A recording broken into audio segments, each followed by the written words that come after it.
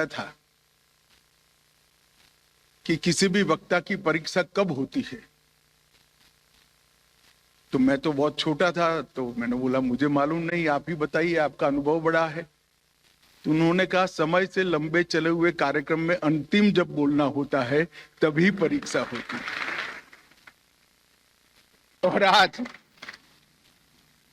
मुझे परीक्षा देनी है, मगर आप लोग चिंता मत करिए, मैं कुछ ही चीजों पर मेरे विचार रखने के लिए यहां पर आया,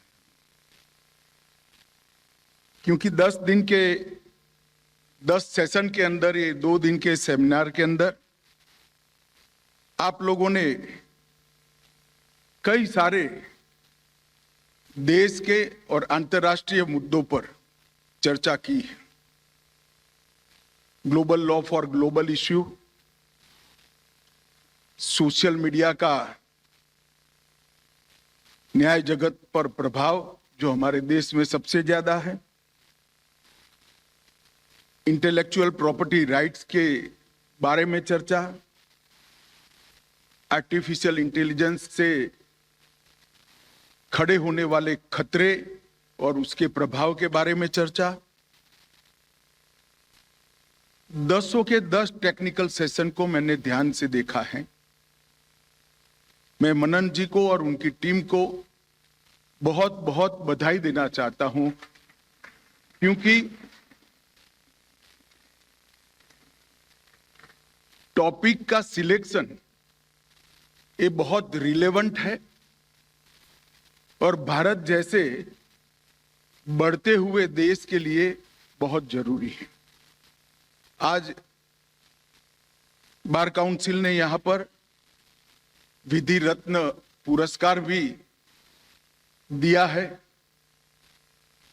और मैं बड़े मन से कहना चाहता हूं, पुरस्कार ऐसे लोगों को दिया है जिनको पुरस्कार देकर मैं अपने आप को गौरवान्वित समझता हूं। कई बार इतने बड़े पुरस्कार इतने बड़े फोरम में देने होते हैं तो सिलेक्शन किसको दिया जाए वो बहुत कठिन होता है, मगर आज स्वर्गस्थ सोली सोराब जी, स्वर्गस्थ राम जेठमलानी, श्री पराशरन जी, श्री फली नरीमान जी, श्री वेणुगोपाल जी, ये जो पुरस्कार के लिए नाम चयनित किए हैं, भारत में किसी भी न्याय जगत से जुड़े हुए व्यक्ति को पूछोगे तो यही क्रम में यही 5 नाम सबसे पहले दिए।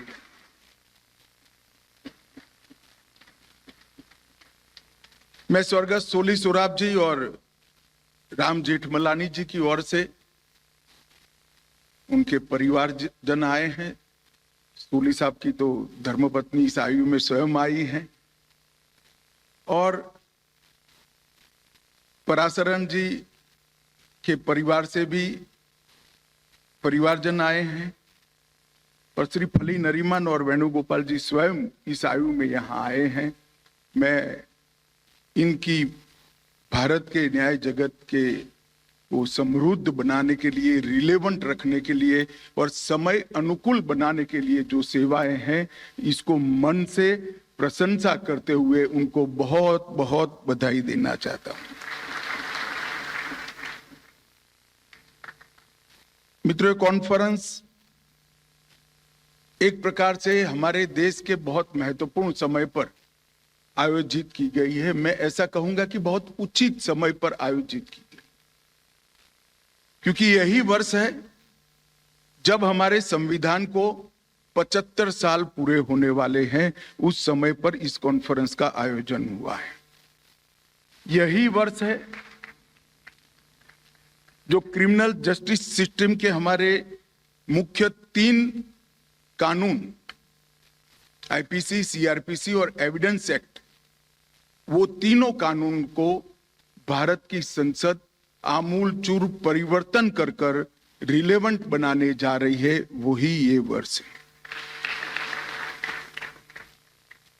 और